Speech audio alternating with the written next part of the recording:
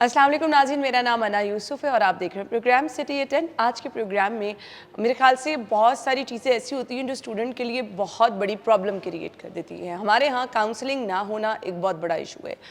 Matric के बाद students को क्या करना है? बहुत सारे ब्राइट स्टूडेंट रास्ता अपना लेते हैं, जी हम मेडिकल कर रहे हैं, बहुत सारे इंजीनियरिंग की तरफ चले जाते हैं और अब जब हम हर जानिब दौर देख रहे हैं, जी आईटी की बात हो रही है, तो बहुत सारे स्टूडेंट्स कंप्यूटर की तरफ चले जाते हैं, जी आईटी की तरफ चले जाते हैं। ऐसे में हमने ये देखना है हमारी एबिलिटी क्या है, हमें कौन सा ट्रैक जो है वो चूज़ करना है। स्टूडेंट्स की काउंसलिंग होना बहुत ज़रूरी है, एक मेंटोर होना बहुत ज़रूरी है, एक अच्छा काउंसलर होना बहुत ज़रूरी है।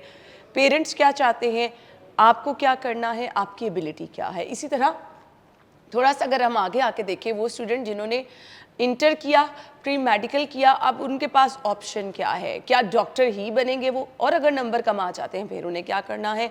और फिर वो जो आपने इंटर में सारी मेहनत की और वो जो आपने ख्वाब सजाया कि आपने डॉक्टर बनना है, बहुत सारे इश्यूज़ हो जाते हैं। बहुत सारे स्टूडेंट्स वहाँ पे दिल बर्दाश्ता हो जाते हैं, थोड़े परेशान हो जाते हैं क्या करना है। तो ऐसे में हम आपको गाइड करेंगे आज के शो में कि स्टूडेंट्स को करना क्या चाहिए। जी, principal and CEO central park medical college professor doctor Mohammad Aamir Miyan Sahab ने हमें ज्वाइन किया है। अपने प्रोग्राम में खुशामदीद कहेंगे। अस्सलाम वालेकुम। वालेकुम अस्सलाम। Thank you for being with us today and I am grateful कि सिटी 42 ने हमें इनवाइट किया for this and I am sure कि आज कुछ हम पास ऑन कर सकेंगे टू दी इंशाल्लाह। थैंक यू सो मच जी, आपके टाइम का भी बहुत बहुत शुक्रिया। बहुत सारे स्टूडेंट्स अच्छे होनहार तलबा जिन्हें हम कहते हैं ना, एफएससी प्री मेडिकल कर लेते हैं, उसके बाद भी वो परेशान होते हैं कि अब उन्होंने अपना करियर आगे क्या चूज़ करना है, क्या सजेस्ट करना चाहेंगे उनको? मैं इब्तिदा में पहले तो ये बताना चाहूँगा कि मेडिकल कॉलेजेस में और मुख्तलिफ जो पोस्ट एफएससी प्री मेडिकल में क्या क्या अपॉर्चुनिटीज़ हैं। जी, एक कॉन्सेप्ट होता था कि सिर्फ मेडिकल है या डेंटल है, बहुत सारी और फील्ड्स हैं। अलाइड हेल्थ साइंसेज हैं जिसमें मास्टर्स और बैचलर्स प्रोग्राम्स हैं जिनमें OT technology, laboratory technology, imaging technology, radiology के जो फील्ड्स हैं, और ये बहुत इंस्पायरिंग फील्ड्स हैं और फोर्थ कमिंग फील्ड्स हैं। फिर उसके बाद डीपीटी है जो डॉक्टर ऑफ फिज़िकल थेरेपी है, जो कि एक 5 साला प्रोग्राम है। फार्म डी है जो कि फार्मेसी की एक डिग्री है जो कि 5 साला प्रोग्राम है। ये सारे डॉक्टरेट्स हैं। So doctor of physical therapy, doctor of pharmacy और मेडिकल का तो ज़ाहिर है डॉक्टर, और डेंटिस्ट भी डॉक्टर, तो ये इनको भी एक बहुत बड़ी वैल्यू है इनकी। अच्छा और किया आपने इस पे रोशनी डाल दी। नहीं तो हम समझते हैं स्टूडेंट्स को होता नहीं जी बस डॉक्टर तो बस वही वाला डॉक्टर, ये सब चीज़ें भी आप देखें। आप फील्ड में कितने सारे ऐसे डॉक्टर्स हैं जो सर्व कर रहे हैं। अब तो फार्मासिस्ट की जितनी ज़रूरत है शायद किसी और की हो ही ना, हर जगह आपको फार्मेसी खुली नजर आ रही है। वजह फरमाया। फिर डॉक्टर ऑफ वेटनरी मेडिसिन है। यस, और इस बात पे मैं एक बात आपको कहना चाहूँगा कि वन हेल्थ का कॉन्सेप्ट अब डेवलप हो गया है। हम ये समझते हैं कि ह्यूमन हेल्थ को डील करने के लिए बस एक डॉक्टर जो ह्यूमन हेल्थ को डील करता है वही काफ़ी है, ऐसा नहीं है। हमने देखा बहुत सारी बीमारियाँ जानवरों से, इन्फ्लुएंजा वायरस, ये चीज़ें वो जानवरों से आई हैं और ह्यूमंस को लगी हैं और पेंडेमिक्स क्रिएट किए उन्होंने।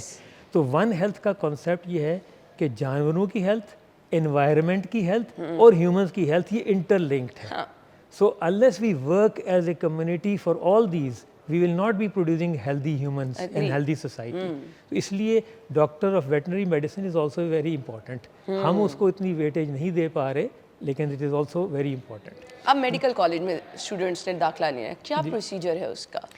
देखें, जो एक प्रोसेस है उसमें यह है कि एक एग्रीगेट बनता है मेरिट का, और उस एग्रीगेट में मैट्रिक के 10% वेटेज, एफएससी या इक्वलेंट यानी ए लेवल के 40% वेटेज, और एमडी कैड एक टेस्ट होता है जो कि medical and dental colleges admission test. ठीक है, ये पाकिस्तान लेवल पे, एक नेशनल लेवल पे ये टेस्ट कंडक्ट किया जाता है, और इस टेस्ट में वेटेज होती है जो एफएससी के सब्जेक्ट्स हैं।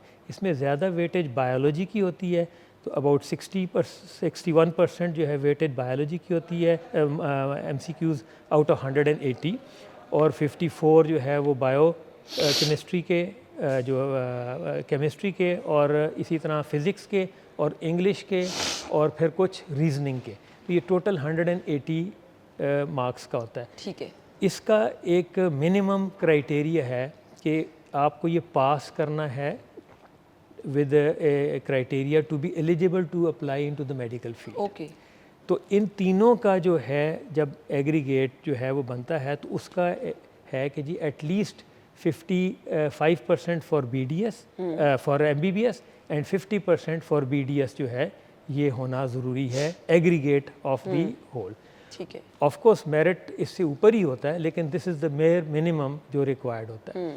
सो देयरफॉर मैट्रिक FSC और MD कैड के रिजल्ट को कंबाइन करके जो एग्रीगेट बनता है वो आपका डिसाइडिंग फैक्टर बहुत होता है. सख्ती हो चुका आजकल मेरिट तक पहुंचना और उसका क्राइटेरिया बहुत ज़्यादा सख्त कर दिया गया है. जी डेफिनेटली इसी वजह से जो है इस दफ़ा बहुत सारे कैंडिडेट सीट्स जो हैं मेडिकल कॉलेजेस में वो वेकेंट रही हैं which is also a big loss to the national economy कि इतने सारे medical colleges private medical colleges में सीट्स जो हैं वो फिल ही नहीं हुई बिकॉज इंस्पायरिंग लोग कम थे और सीट्स ज़्यादा थी. So because the merit was kept at that level. Government से कई दफ़ा अपील भी करते हैं कि जी थोड़ा सा मेरिट को नीचे कर दें ताकि लोगों को बजाय इसके कि वो फिर बाहर के मुल्कों में जाएं रशियन स्टेट्स में या चाइना में for medical education when we have the seats available in Pakistan तो उनको अवेल किया जाए. ठीक है. सो अगर स्टूडेंट्स एडमिशन नहीं हासिल कर पा रहे ना मेडिकल कॉलेज में उन्हें क्या करना चाहिए? कोई दूसरा रास्ता? एक चीज़ तो बच्चों को समझने की ज़रूरत है कि medical and of the world नहीं है. हाँ. वो पैशन प्रॉब्ली ये है कि वो बचपन से ही पेरेंट्स और उनके दिमागों में होता है कि जी डॉक्टर बनना है. वो कुछ सोसाइटी के प्रेशर्स होते हैं और वो फिर एट द एंड अगर वो उनको मीट नहीं कर पाते तो उनके लिए एक फ्रस्ट्रेशन होती है. I think there are so many avenues जिस तरह के मैंने जिक्र किया और ये जो मेडिकल अलाइड रिलेटेड एवेन्यूज़ मैंने आपसे जिक्र किया इनके अलावा और भी एवेन्यूज़ हैं. फॉर एग्जांपल बायोटेक्नोलॉजी है, बायोकेमिस्ट्री है, माइक्रोबायोलॉजी है, जेनेटिक्स है, रिसर्च है. उसके अलावा आप FSC करके CSS भी कर सकते हैं. मतलब आप रिसर्च में और फील्ड में भी जा सकते हैं, गवर्नमेंट सर्विसेज में जा सकते हैं. तो इसलिए एंड ऑफ द वर्ल्ड नहीं है कि आपने FSC की और आपका जो है वो मेरिट उस पर नहीं आया तो अब आप कहें कि जी मैं क्या करूं. इसके लिए कोई तकाज़े बनाए गए हैं जिनको हम रेगुलेटरी तकाज़े कहते हैं, उन पे कम से कम स्टूडेंट्स का पूरा उतरना ज़रूरी है? वो कौन कौन से हैं? हमारी जो मेडिकल एजुकेशन को गवर्न करती है एक body which is PMDC Pakistan medical and dental council और उसके बाद फिर एफिलिएटिंग यूनिवर्सिटीज़ होती हैं जो पंजाब में यूनिवर्सिटी ऑफ हेल्थ साइंसेज है जो जिसके अंडर 44 मेडिकल कॉलेजेस आते हैं और वो गवर्न करती है कि जी कैसे रेगुलेट करना है. और वो PMDC के ही क्राइटेरियाज़ को और क्राइटेरिया वो यही है कि जी एटलीस्ट आपने MD कैड पास किया होगा with 45 for BDS. MD CAT के 45 और 50 है फॉर पासिंग एंड देन आपने FSC और मैट्रिक के एग्रीगेट बना के तो आपका नंबर इतने आए हों कि आप एलिजिबल हों. अब सरकारी और मेडिकल कॉलेजेस में फ़र्क क्या है? दोनों में क्या कोई ख़ासा डिफरेंस है? बहुत फ़र्क है. पहली बात तो ये है कि सरकारी मेडिकल कॉलेजेस को सरकार फ़ंड कर रही होती है, उनके कोई खर्चे नहीं होते और हॉस्पिटल जो उनके साथ एफिलिएटेड होते हैं वो सारे हस्पताल सरकारी होते हैं और उनको मैनेज करने के लिए वो उनका फ़ी स्ट्रक्चर जो है वो बड़ा नॉमिनल सा है. और डेफिनेटली जब इतना कम फ़ी स्ट्रक्चर हो तो हाईएस्ट मेरिट के बच्चे जो है वो उधर जाएंगे. तो 92% पे तकरीबन जो है प्राइवेट पब्लिक मेडिकल कॉलेजेस में एडमिशन क्लोज़ हुआ इस दफ़ा और डेंटल के 89% पे which is a very high figure. तो उसके बाद फिर जो है वो प्राइवेट मेडिकल कॉलेज के मेरिट्स आते हैं उसके नीचे. तो आई थिंक कि वन इज़ कि उनके पास रिसोर्सेज बहुत हैं और स्टूडेंट्स का एक्सपेंस कोई नहीं है. So that is a major advantage that these public medical colleges have. Private medical college को एजुकेशन सर्विस प्रोवाइड करने के लिए एक अच्छा हॉस्पिटल प्रोवाइड करना है बिकॉज मेडिकल लर्निंग जो है वो हॉस्पिटल्स में होती है. और अगर आप एक अच्छा हॉस्पिटल प्रोवाइड कर सकते हैं with A variety of patient work तो स्टूडेंट्स की एजुकेशन सही होगी. और एक हॉस्पिटल को रन करना at a subsidized or free of cost is a very expensive thing. बिल्कुल ऐसे ही है। तो ये एक मेजर रीज़न है जो कि प्राइवेट मेडिकल कॉलेजेस को एक appreciable amount of fee charge करनी तो पड़ती है। इंटर्नशिप प्रोग्राम्स भी तो होते हैं ना, प्राइवेट मेडिकल कॉलेज जो हैं वो क्या सरकारी अस्पतालों में कोई इंटर्नशिप प्रोग्राम वगैरह ऐसा कुछ इंट्रोड्यूस नहीं करा सकते कि स्टूडेंट्स के लिए आसानी हो जाए? जी, ये I think it's a very good idea जो आपने प्रपोज किया कि अगर गवर्नमेंट जो है वो इस तरह का ऑप्शन प्रोवाइड करे कि जी जो पेशेंट्स हैं उनको प्राइवेट मेडिकल कॉलेजेस में फ्री सर्विसेज गवर्नमेंट प्रोवाइड करे, और इस हद तक काफ़ी हद तक जो है ये सेहत सहूलत कार्ड जो मरीम नवाज़ कार्ड है ये हेल्प कर रहा है गरीब मरीज़ों को। वो गवर्नमेंट के अस्पतालों के अलावा प्राइवेट मेडिकल कॉलेजेस के अस्पतालों में भी आके इस कार्ड के तहत अपनी ट्रीटमेंट हासिल कर लेते हैं, and I think it is a very good service to the बिल्कुल बिल्कुल।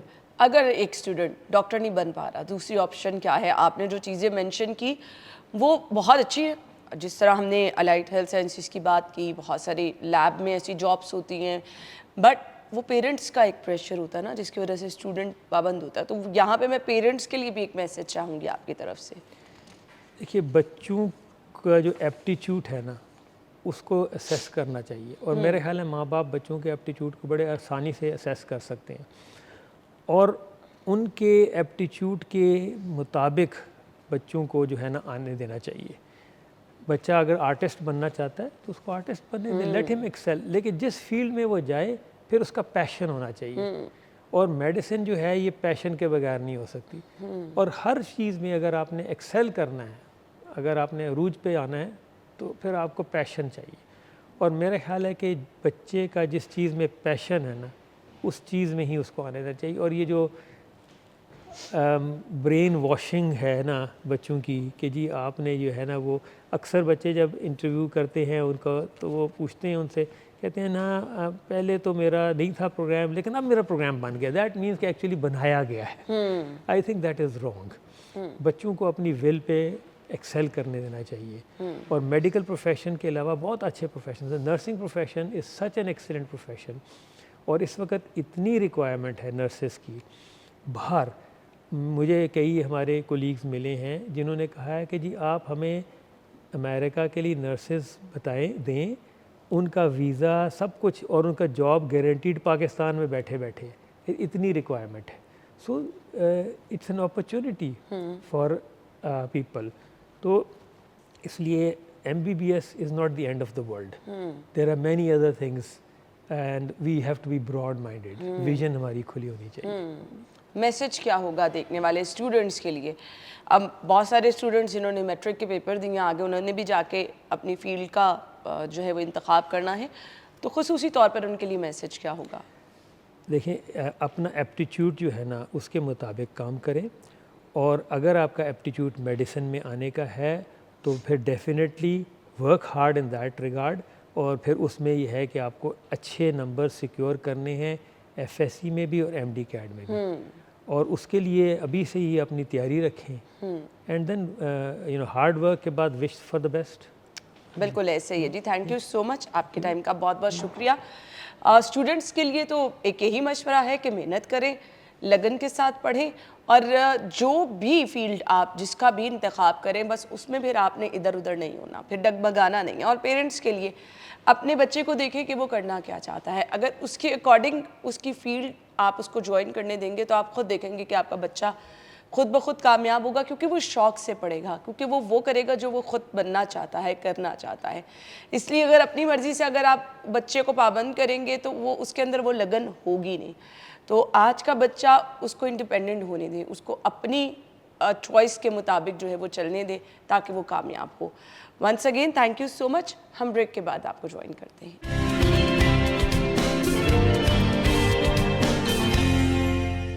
Welcome back once again. Programme के इस हिस्से में जी हम बहुत ही अहम टॉपिक पे गुफ्तगू करने वाले हैं। बहुत सारी बच्चियाँ, बहुत सारे बच्चे परेशान हो जाते हैं क्योंकि हमारे स्किन से रिलेटेड कुछ इश्यूज़ ऐसे होते हैं जो कि लाइफ लॉन्ग रहते हैं। कुछ ऐसे इश्यूज़ अब वो रंग गोरा करने से प्लीज़ आगे आ जाएं, लेकिन क्योंकि बहुत डिमांडिंग है तो मैं इंशाल्लाह वो सवाल भी ज़रूर करूँगी एंड पे, ज़रूर उसके बारे में मैंने बात करनी है। मैं जितने सारे शोज़ कर लूँ, एक सवाल जो हमेशा वो कहते हैं ना टॉप ऑफ द लिस्ट रहता है, जो हमें कमेंट्स आते हैं, जो हमें फीडबैक आता है, वो यही होता है। तो चलिए उसको मैं स्किप नहीं करूँगी, पूछूंगी ज़रूर, बट कुछ सीरियस इश्यूज़ हैं आज जो कि हम डिस्कस करने वाले हैं। बहुत बड़ा नाम हमारे साथ मौजूद है, डॉक्टर हारून नबी साहब ने हमें ज्वाइन किया है, प्रोग्राम में खुशामदीद कहेंगे। अस्सलाम वालेकुम डॉक्टर साहब। अस्सलाम वालेकुम, क्या ठीक हाल ठाक है आपका? आप? अस्सलाम वालेकुम city 42। Thank you so much. पूरा लाहौर आपको देखता है और अब तो हम सोशल मीडिया के थ्रू पूरी दुनिया में आपको दिखाते हैं, तो इसलिए बहुत आप शुक्रिया, सबको ही बहुत कहते हैं शुक्रिया। खुश आमदीद। अच्छा डॉक्टर साहब, मैंने कहा कुछ सीरियस इशू हैं, लेकिन आप मुस्कुरा रहे थे। ऑनेस्टली स्पीकिंग, मैं जब कभी भी हमने कोई स्किन से रिलेटेड शो किया ना, तो जब उसका फीडबैक आता है, जब हम प्रेस ऐड वगैरह देते हैं कि हमने स्किन से रिलेटेड शो करना है, तो टॉप ऑफ द लिस्ट अगर हम वो निकालें ना, तो जो सवाल होते हैं ना वो रंग गोरा का होता है। इसलिए आप मुस्कुरा रहे थे, मैंने कहा मैं आपको बता दूं कि ये हकीकत है कि एक्चुअली ऐसा होता है। लेकिन आज का हमारा टॉपिक थोड़ा सीरियस है। कुछ ऐसे बर्थ मार्क होते हैं जो कि फिर पूरी ज़िंदगी आपके साथ चल रहे होते हैं, चेहरे पे हो, नेक पे हो, हाथ पे हो, मतलब ये पैदाइशी जिन्हें हम निशान कहते हैं ना। सो डॉक्टर साहब, अब इनका इलाज भी आ चुका है? जी जी, इसका इलाज मैं समझता हूँ कि आप हम जब से सिटी 42 के साथ हैं, तो हमने कभी इस सेंसिटिव टॉपिक को कभी टच नहीं किया, और कभी हमने उन बच्चों के लिए आवाज़ नहीं उठाई जो बर्थ मार्क के साथ पैदा होते हैं और जिन्हें हम स्टिग्मेटाइज़ करते हैं, जिनको एज ए टैबू बहुत, जिन पर सोशल प्रेशर होता है उन बच्चों के लिए। और मैं बहुत खुश हूँ आपसे कि आपने उनके लिए आवाज़ उठाई। और बर्थ मार्क्स को अगर हम क्लासीफाई करें तो ये दो तरह के होते हैं। एक होते हैं जो खून की नालियों के साथ जुड़े होते हैं, यानी कि वो लाल रंग के होते हैं जी। और उन लाल रंग के बर्थ मार्क्स को आम तौर पे दो तरह में है, या उनको हम कहते हैं पोर्ट वाइन बर्थ मार्क, और जो बिल्कुल पैदाइश वाले दिन एक लाल रंग का निशान होता है जी। और आम तौर पे चेहरे पे, माथे पे ये होता है। और इसको देखते ही मेरे पास पेरेंट्स अब आप, मैं इसको कहूँगा कि 2025 और 26 में लोगों को एजुकेट कर करके अब मेरे पास पैदाइश के फ़ौरन बाद आने लगे। अच्छा। वरना आम तौर पे ऐसे होता था कि चूँकि अब हमने डर्मेटोलॉजिस्ट को भी इसमें लूप में लिया, हमने इसके लिए प्लास्टिक सर्जन्स को लूप में लिया, पीडियाट्रिक्स वाले डॉक्टर्स को लिया कि भाई जब बर्थ मार्क का बच्चा आए तो उसे फौरी हमारे पास भेजें। डॉक्टर साहब, अब यहाँ पे थोड़ा सा ना डिफरेंशिएट कर दे, ये ना हो कि छोटा सा बच्चे के चेहरे पे कोई रेड कलर का जी, मैं निशान है वही बताता तो वो पेरेंट्स कहें चलो जी अब तो परेशान हो जाओ। डिफरेंस क्या होता है वो वाले मार्क्स में जो फैलते भी हैं, ग्रो कर जाते हैं एज के साथ? जी, इसमें ये होता है कि जो पहले आपको बता रहा हूँ कि पोर्ट वाइन बर्थ मार्क्स, ठीक है। जो लाल रंग का होता है, फ्लैट होता है और चेंज नहीं होता। वो सिर्फ ये होता है कि जो जो बच्चा बड़ा होगा तो उसके साथ साथ उसका साइज़ भी बड़ा हो जाएगा। और उसमें सिर्फ एक बात आपने याद रखनी है कि अगर ये पोर्ट वाइन बर्थ मार्क जो है ना, अगर माथे पे हो या आँख के ऊपर हो, तो उसके लिए पेरेंट्स को अलर्ट होना चाहिए कि फ़ौरन डर्मेटोलॉजिस्ट को दिखाएं, ताकि उसका देखें कि अंडरलाइंग आई इन्वॉल्वमेंट या ब्रेन इन्वॉल्वमेंट तो नहीं है। अच्छा जी, ऐसे भी होता है। और कई दफ़ा डिले हो तो फिर बच्चों की आंख ज़ाय होने का डर होता है। और एक और इसी तरह का बर्थ मार्क है जिसको हम कहते हैं हिमेंजियोमा, और ये आम तौर पे जो लो बर्थ वेट बच्चे होते हैं उनमें होता है और अचानक से नमूदार होता है और दिनों में फैलता है और बड़ा होता जाता है, और जो ही बच्चा रोता है तो उसका साइज़ भी बड़ा हो जाता है। तो इन बच्चों को देखकर आम तौर पे पेरेंट्स बहुत परेशान हो जाते वो डॉक्टर साहब, एक स्पेसिफिक तरह का निशान होता है, वो ब्लैक से कलर का होता है, पर्पल से कलर, वो कहा जाता है ये सूरज ग्रहण है। ये इन सब को सूरज ग्रहण कहा जाता है अच्छा। कि जी, और ये सूरज ग्रहण से, चांद ग्रहण से इसका कोई ताल्लुक नहीं। ठीक है। लेकिन इन बच्चों को देखते ही सारे कहते हैं कि यार ये इसको सूरज ग्रहण लग गया, चांद ग्रहण लग गया। और इन पिछली अगर आपको बात कहूँ, आज से 5-7 साल पुरानी बात, तो इनको डॉक्टर्स कहते थे जी कि इसका पाकिस्तान में कोई इलाज नहीं, और इसका जो है आप जब बड़ा होगा ये बच्चा, तो आप यकीन करें कि वो बच्चे जब मेरे पास पहुंचते थे तो बेचारे साइकोलॉजिकली ना सिर्फ वो, बल्कि उनके पेरेंट्स भी, उनकी मेंटल हालत खराब आप यहाँ सोचिए, आजकल तो बच्चों को कोई एक आधा दाना निकला है, पिंपल निकला है, तो वो इतना ज़्यादा उस चीज़ का प्रेशर लेते हैं। तो ये तो फिर प्रॉपर बर्थ मार्क होता है जो आपकी एज के साथ बढ़ता चला जाता है, जिससे बहुत सारे बच्चे जो हैं वो परेशान हो जाते हैं। साइकोलॉजिकल स्कूल में बच्चे उनको बड़ा तंग करते हैं। तो डॉक्टर साहब, ये काबिल इलाज है? इसके लिए क्या सर्जरी होती है? नहीं जी, इनके लिए अगर बर वक्त आप हमारे पास आ जाएंगे पैदाइश के बाद पहले महीने दूसरे महीने, तो उस वक़्त चूँकि स्किन पतली होती है, लेज़र दूर तक पेनिट्रेट कर जाता है, तो कम सेशंस में ये बच्चे ठीक हो जाते हैं। सेफ़ होता है? और ये बिल्कुल सेफ़ होता है, और इसका ट्रीटमेंट हम अपने क्लिनिक पे बिल्कुल फ्री करते हैं। अच्छा जी, ये चले, इस चीज़ को मैं दोबारा रिपीट कर देती हूँ। आप लोगों के लिए बहुत बड़ी खुशखबरी है। डॉक्टर हारून नबी साहब ये बाकायदा तौर पर ऐलान कर रहे हैं, वो पेरेंट्स, क्योंकि लोगों को लगता है कि ट्रीटमेंट बहुत महंगे हैं, तो आप डॉक्टर साहब ने वाज़ेह तौर पर ऐलान किया है हमारे इस प्लेटफॉर्म से कि आप जा सकते हैं और इन बर्थ मार्क का, जिनको हम अमूमी तौर पर चांद ग्रहण कह देते हैं, सूरज ग्रहण कह देते हैं, माहिरीन यहाँ पे बैठे हैं, ये क्या होता है इन्होंने बता दिया बहुत अच्छे तरीके से, और डॉक्टर साहब कह रहे हैं कि इसका फ्री इलाज किया जाएगा। तो काइंडली मत परेशान हो। अगर आपको वो थोड़ा बहुत होता है ना कि आसपास वाले डॉक्टर साहब कह रहे होते हो, हो नहीं ज़रूरत डॉक्टर के पास जाने की, ये तो ठीक हो जाएगा, कुछ दिनों में ठीक हो जाएगा, एक दफ़ा जाके चेकअप ज़रूर करा लें। इसके लिए मैं चेकअप के लिए मैं दोनों जगह अवेलेबल होता हूँ। मैं सुबह के वक्त लाहौर मेडिकल कॉलेज और घुरकी अस्पताल में, वहाँ भी हम फ्री देखते हैं। ठीक है, तो या फिर वहाँ आ जाएं, या फिर आप स्किन क्लिनिक में तशरीफ़ ले आएँ। तो ये हमारे स्पेशल बेबीज़ होते हैं। तो एक तो ये मैंने आपको बताया कि जो वास्कुलर खून की नालियों के साथ दो तरह के, एक पोर्टवाइन बर्थमार्क्स और एक हेमेंजियोमास। फिर एक होते हैं जो रंग के साथ, पिगमेंट के साथ जी। और पिगमेंट के साथ जो है ना, उसके साथ आमतौर पे ये होता है कि ब्लैक या ब्राउन स्पॉट्स होते हैं जी।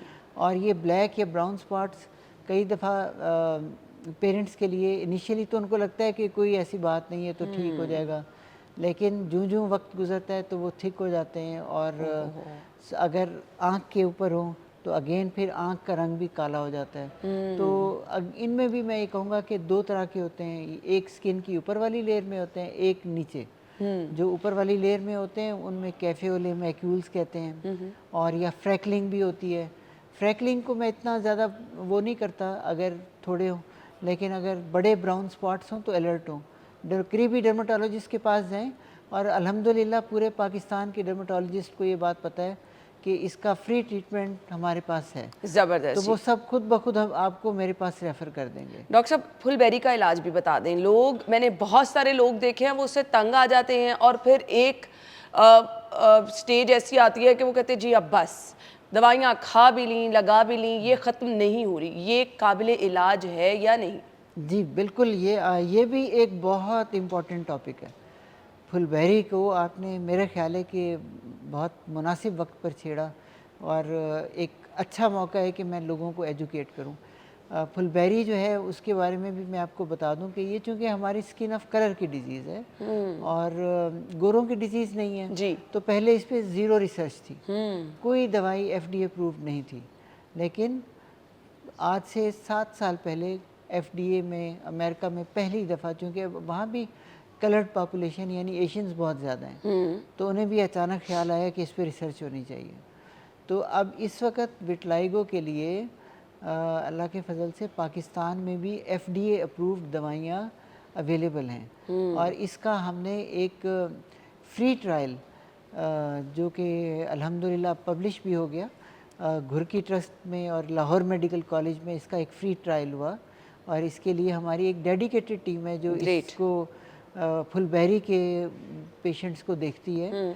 तो आप उसके लिए, अगर छोटा होगा, अगर कोई सफ़ेद दाग छोटा है जिस तरह चेहरे पे, तो उसके लिए तो सिर्फ लगाने की दवा इस्तेमाल होगी, ठीक है। हाथ पे हो। लेकिन इसमें याद रखें कि अगर ये लिप टिप पे है, लिप टिप का मतलब है कि अगर फिंगर टिप्स पे है, लिप्स पे है या जेनिटल एरियाज़ पे है, तो वहाँ ज़रा ये स्लो रिस्पॉन्डिंग होता है। ओके। लेकिन अगर जिस जगह पे बाल हैं, चेहरे पे है, नेक पे है, तो उस जगह पे इसका रिस्पांस उस दवाई पे जिसे हम बाहर की दुनिया में ऑप्ज़िलोरा और बड़ी मज़े की बात है कि बाहर ये दवाई $900 की एक क्रीम आती है। अच्छा ये सबसे एक महंगी क्रीम थी। अच्छा और पाकिस्तान में पहले हम ये दवाई बांग्लादेश से इंपोर्ट करते थे, तब ये 45,000 की थी। अब चूँकि ये पाकिस्तान में ही तैयार होने लग गई तो इसकी कॉस्ट मतलब आप समझ लें कि पर मंथ की 4 से 5,000 है। और पेशेंट को लेकिन ये बात याद रखनी पड़ेगी कि कम से कम 6 से 8 माह हमें देने पड़ेंगे। अच्छा ऐसा नहीं है कि आप कहें कि जी एक दिन में इसका इलाज हो जाए।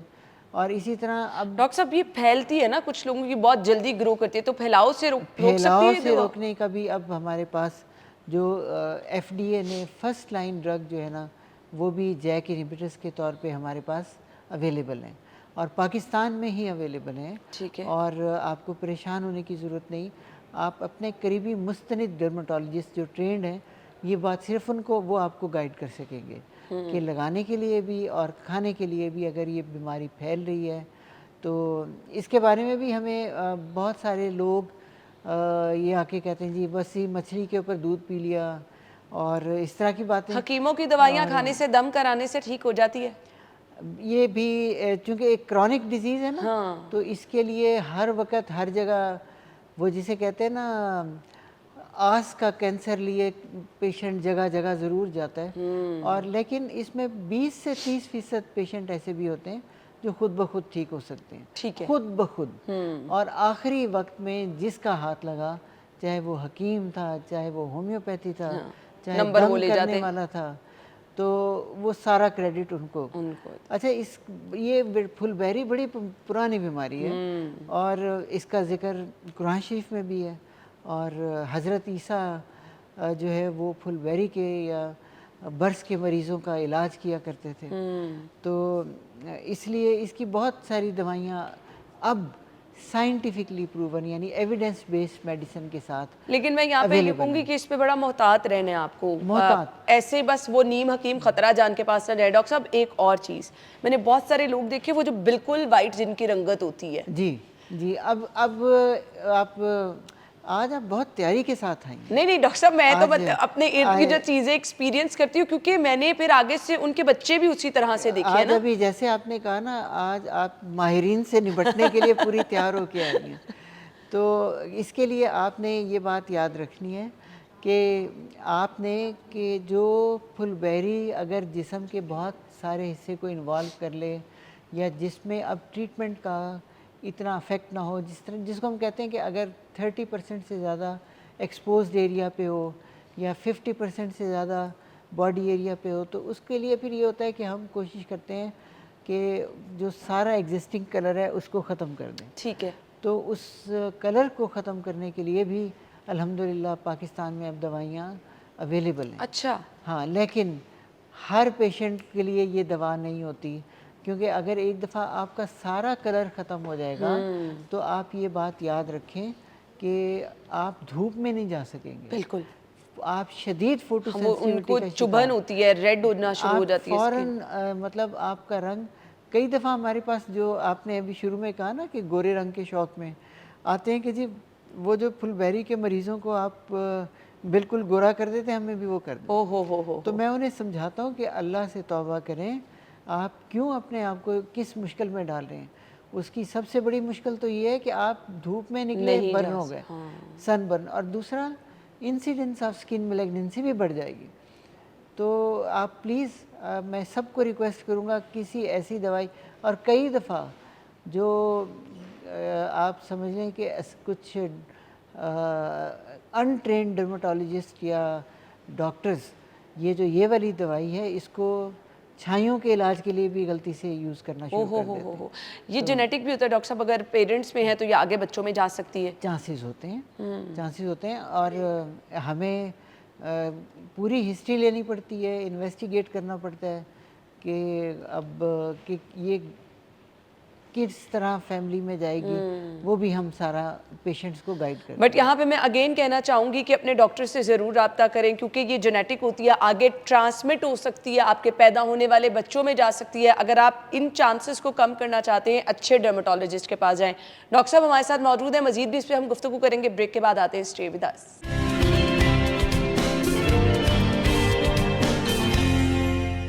हम गुफ्तगू का सिलसिला आगे बढ़ाएंगे। डॉक्टर हारून अभी हमारे साथ मौजूद है। डॉक्टर साहब, बहुत सारे लोग परेशान होते हैं कि घुटनों का रंग बहुत अजीब है, कोहनियों का रंग बहुत अजीब है, फिर ये फिंगर्स के ये वाले आपके जितने जॉइंट्स होते हैं यहाँ पर रंग अच्छा खासा काला होता है। उसके लिए आप जितने मर्जी ट्रीटमेंट करा लें, मसाज करा लें, वो डिफरेंट ही रहता है। तो उसके लिए क्या कोई ट्रीटमेंट है?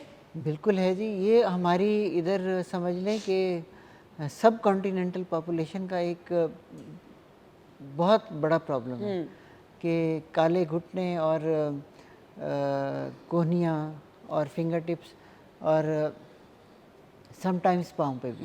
तो इस पे वो एक दफ़ा फेयर एंड लवली वालों ने बड़ा एक अच्छा ऐड बनाया था कि शक्ल से महारानी, पाँव से नौकरानी। और ये ऐड बड़ा चला, लेकिन इसके लिए एक तो हम कुछ क्रीम्स वगैरह सजेस्ट करते हैं, और अगर उससे फ़र्क ना पड़े तो फिर हम पील जो है केमिकल पील रिकमेंड करते हैं। और अगर उससे भी फ़र्क ना पड़े तो इसके लिए हमारे पास क्यू स्विच या पिको सेकेंड, पिको शोर लेज़र है हमारे पास, जिससे हम ये इसको लाइट कर लेते हैं। और इसके अलावा हमारे पास फोटोना भी है, और उससे भी ये काफ़ी इस पे अच्छा इफेक्ट आता है। चलें जी, आपको इसके लिए अच्छे डॉक्टर का इंतखाब करना है, क्योंकि इस तमाम ट्रीटमेंट बहुत सेंसिटिव हैं, बट इसके बहुत अच्छे रिजल्ट्स आपको मिलेंगे।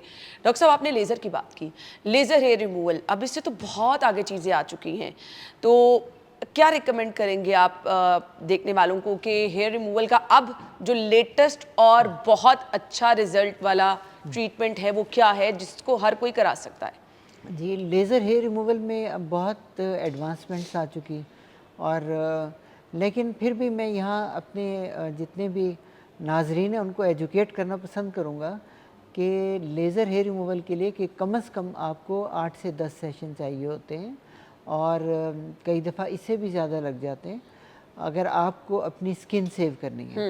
अगर आपको बर्न के बगैर, निशान के बगैर ट्रीटमेंट करना है, तो हमारी स्किन टाइप के लिए जो गोल्ड स्टैंडर्ड ट्रीटमेंट है वो तो है सुप्रेनो टाइटेनियम, क्योंकि उसमें 3 वेवलेंथ्स हैं और बड़ा स्पॉट है, तो वो हर स्किन कलर के लिए, हर तरह के हेयर के लिए फाइन, थिक और बड़ा इफ़ेक्टिव है। और इसी तरह एक जो नया लेज़र हमारे पास आया है वो है साइनोशोर का elite MPX।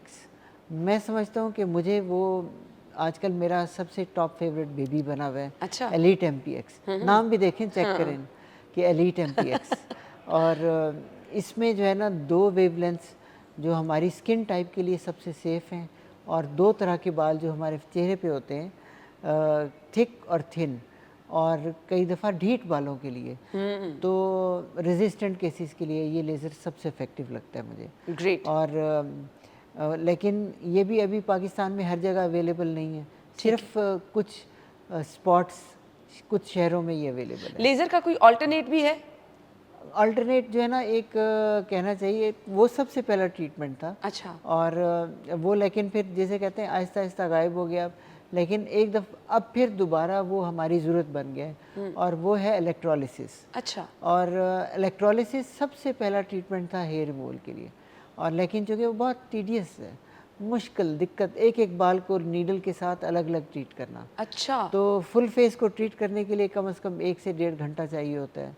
Repeated session, scarring का बड़ा डर होता है, बर्न का बड़ा डर होता है, काफ़ी पेनफुल यानी ये होता है। बहुत सेंसिटिव भी है। और लेकिन अभी भी सफ़ेद बालों के लिए हमारे पास या ग्रे हेयर्स के लिए कोई लेज़र अवेलेबल नहीं है। अच्छा। इसके लिए भी मैंने बड़े तजर्बे किए, लेकिन किसी चीज़ ने कोई ऐसा काम नहीं किया जिससे हम पेशेंट को तसल्ली दे सकें। उसके लिए अभी भी जो बेस्ट अवेलेबल ट्रीटमेंट है वो, उसको मैं कहूँगा इलेक्ट्रोलिसिस ही है। और वो आपका डॉक्टर बताएगा कि किसको वो ज़रूरत है ना? आपको देखिए, फिर उसके लिए आपको अपने मुस्तनिद डर्माटोलॉजिस्ट के पास, मुस्तनिद डर्माटोलॉजिस्ट के पास, या कम से कम ट्रेंड एस्थेटिक फिजिशियन के पास जाना पड़ेगा, जिसका इस काम में बरस का तजर्बा है। बिल्कुल बिल्कुल। आपने इस ट्रीटमेंट के लिए आजकल इवन गवर्नमेंट ऑफ पंजाब जो ब्यूटिशंस पे या अनसुपरवाइज्ड क्लिनिक्स हैं उन पे बहुत ज़्यादा सख्त एक्शन ले रही है,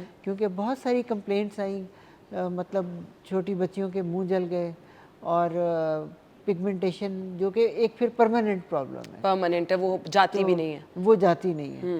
तो अब एक और जो नई इंटरेस्टिंग जो चीज़ है जो मैं आपसे शेयर करना चाहूँगा, आजकल मेल्स में भी हेयर रिमूवल बड़ा पॉपुलर हो गया है। अच्छा। स्पेशली जो एथलीट्स हैं, जो स्विमर्स हैं, या जो इस तरह की एथलेटिक्स में इन्वॉल्व हैं, बिल्कुल। या जिनको आजकल वो जिसे कहते हैं ना सिक्स पैक्स दिखाने का हाँ, फिर शौक है, मॉडलिंग वगैरह की मॉडलिंग फील्ड के से भी लिए, हैं लोग, तो बिल्कुल। वो अपनी चेस्ट का और बैक का हेयर लेज़र ज़रूर आजकल शौक से कराते हैं। तो वो भी एक नई आजकल इन है, तो उसके लिए भी सोप्रानो टाइटेनियम बेस्ट है, क्योंकि उसका बड़ा हैंड पीस और रैपिडली अच्छा। विद इन 15 मिनट्स हम जो है ना। और ये मेल्स के सेशन लिए, दोबारा कब रिपीट करने पड़ते?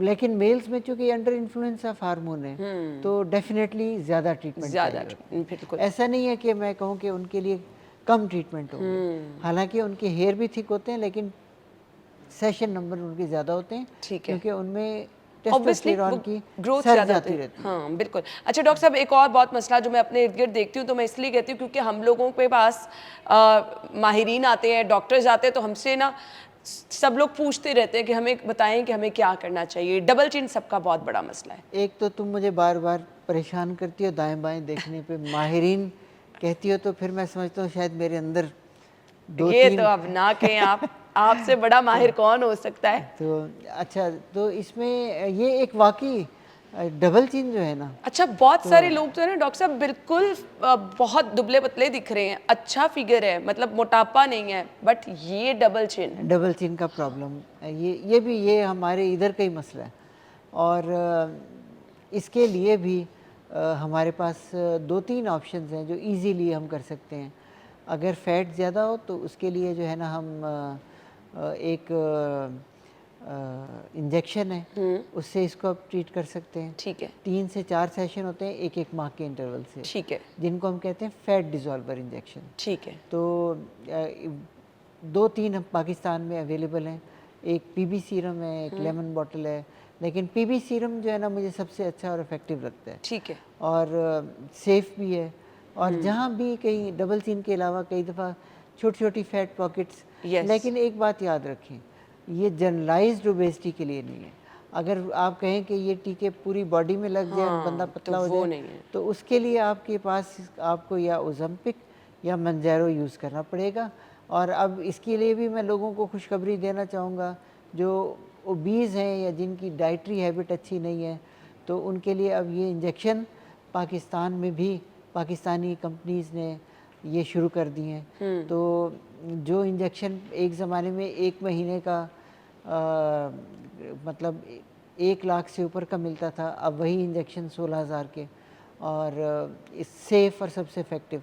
बट उसको तो अगेन मैं ये कहूँगी कि सुपरविजन आप में, हाँ खुद सुपरविजन में नहीं। लगाएं, खुद से ना लगाएं, क्योंकि बाद में जब उसके फिर आप बुरे नताइज भुगतेंगे तो आप ही परेशान होंगे। अगर इस तरह का कोई भी आपने प्रोसीजर जो है वो उसका इंतखाब करना है तो डॉक्टर की हिदायत के मुताबिक उसकी सुपरविजन में ही कराएं। हम ब्रेक के बाद आपको ज्वाइन करते हैं, हमारे साथ रहिए।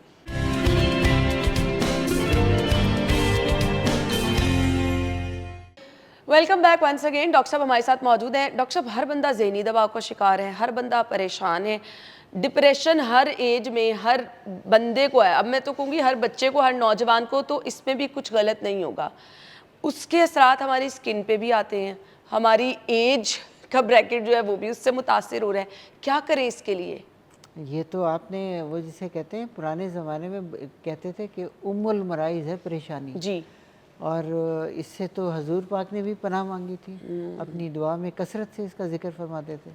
और परेशानी के लिए जो है ना, पहले तो मैं कहूँगा कि हमेशा जो इसके मुस्तनिद डॉक्टर हैं वो तो साइकोलॉजिस्ट, साइकेट्रिस्ट, उनसे मिलना चाहिए। जो डिप्रेस लोग रहते हैं, डिप्रेशन का शिकार रहते हैं, उनसे मशवरा करना चाहिए। लेकिन चूँकि हमारे इधर ये फील्ड ऐसा है कि अगर किसी को कोई ये कहे मुझे डिप्रेशन है, तो उसका सबसे बड़ा मसला होता है कि उसको फ़ौरन पागल करार देते हैं। पागल कह दिया कि अच्छा ये तो मेंटल हो गया। भाई ये भी ब्लड प्रेशर की तरह एक मर्ज़ है, ये शुगर की तरह का एक मर्ज़ है, और इससे अब हम डॉक्टर साहब, अब बहुत सारे लोग इसका शिकार हो रहे हैं। हम ओवर सेंसिटिव हो गए हैं, शायद ज़्यादा सोचने लग गए हैं। हम बहुत ज़्यादा सोचने लग गए हैं, हमारी सेंसिटिविटी बढ़ गई है, और फिर दूसरा इन्वायरमेंटल है, Yes. दूसरा उसके बाद इसमें अगर आप देखें कि अब जो सोशल इम्पैक्ट बड़ा आ गया है कि हमसे डिमांड बहुत है सोसाइटी ये की, देखिए ना, ये मोबाइल और- फोन है ना जिस पे 24 घंटे सोशल मीडिया। और हर चीज़ की परेशानी हमें लग जाती है, और उतनी हमारी मेंटल कैपेसिटी नहीं होती, और फिर कुछ ये है कि जीन्स में भी होता है। तो इसके लिए अब आपके लिए खुशखबरी है, क्योंकि बहुत सारे लोग इसके लिए डॉक्टर पे या साइकेट्रिस्ट पे जाना पसंद नहीं करते। तो इसके लिए अब दुनिया भर में FDA अप्रूव्ड एक नई एक डिवाइस आई है, जो कि जिसको हम कहते हैं एक्सोमाइंड।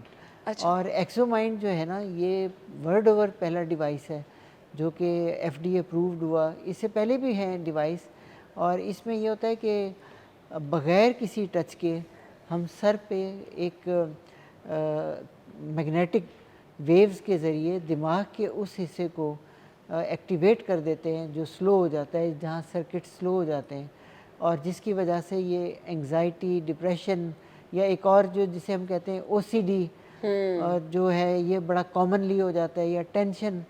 फिर उसके अलावा एक बड़ी आजकल एक टर्म आप सुनती होंगी सोशल मीडिया पे, ब्रेन फॉग हो गया है, यस। और क्लैरिटी नहीं है, हाँ। कि हमें समझ नहीं आते हम क्या करें।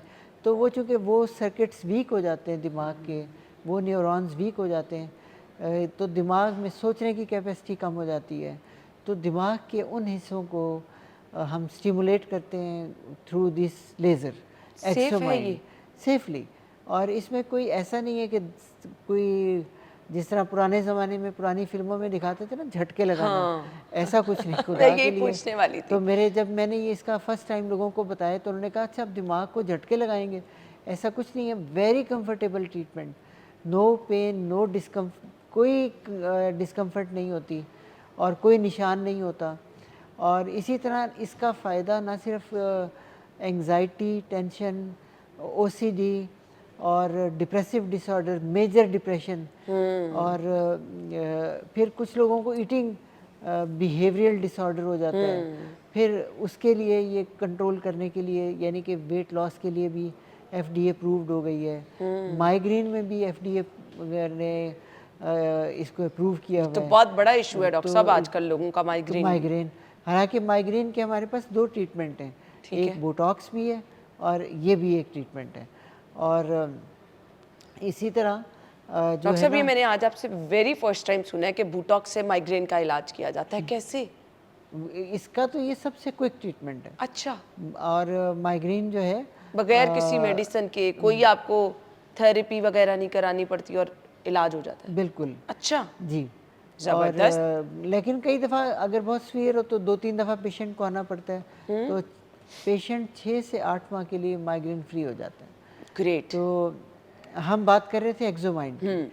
तो एक्सोमाइंड के बारे में चूँकि फ़र्स्ट टाइम बात हो रही है, तो हमें ये चीज़ सोचना, लोगों को बताना चाहिए कि अब आपको अपनी एंग्जाइटी, डिप्रेशन और ब्रेन फॉग, OCD और ईटिंग बिहेवियरल डिसऑर्डर और मूड स्टेबिलिटी, ये भी होता है कि जी मूड स्टेबल नहीं हो रहा, कि सुबह कुछ है, शाम को कुछ है, और ये जो फ्लक्चुएशन है कि जी घर वालों के साथ, बाहर सबके साथ, कि बड़ा मूडी आदमी है। हाँ बिल्कुल। तो वो मूडी आदमी जो है कि 1 मिनट जिसे कहते हैं ना, पल अभी में तो बिल्कुल माशा, ठीक था, क्या हुआ? पल में माशा, पल में तोला। हाँ। ठीक है, तो ये उन लोगों के लिए बहुत अच्छा डिवाइस है कि आप अगर साथ साथ CBT ट्रीटमेंट्स वो भी लेते रहें और साथ ये करते रहें। डॉक्टर साहब इसके क्या सेशन लेने पड़ते हैं इसके आपको? सेशन होते हैं ठीक है। आमतौर पे, अगर मिसाल के तौर पे अगर मेजर डिप्रेसिव डिसऑर्डर्स हैं, और ये उन लोगों के लिए भी होते हैं, कई लोग जो दवाई नहीं लेना चाहते और वो इसका स्टिग्मा नहीं बनना चाहते, तो मैं चाहता हूँ कि वो लोग भी इसको ज़रूर ट्राई करें। जो मुख्तलिफ बीमारियों में लोग मुब्तला होते हैं, हाँ। जिनका इलाज चल रहा होता है, बहुत ज़्यादा डिप्रेस रहना शुरू हो गए होते हैं, वो- होपलेस हो जाते हैं, ये उनके लिए तो एक मैं समझता हूँ कि मिरेकल है, कि ये उन लोगों को तो एक बैक टू लाइफ, जिस तरह मैंने आपको कहा ना, ब्रेन फॉग हो जाना, मेंटल फटीग हो जाना, हर वक्त सोचना कि वो हुण दुनिया च की रह गया है, हुण की करना है, और तो उन लोगों के लिए बहुत अच्छा है।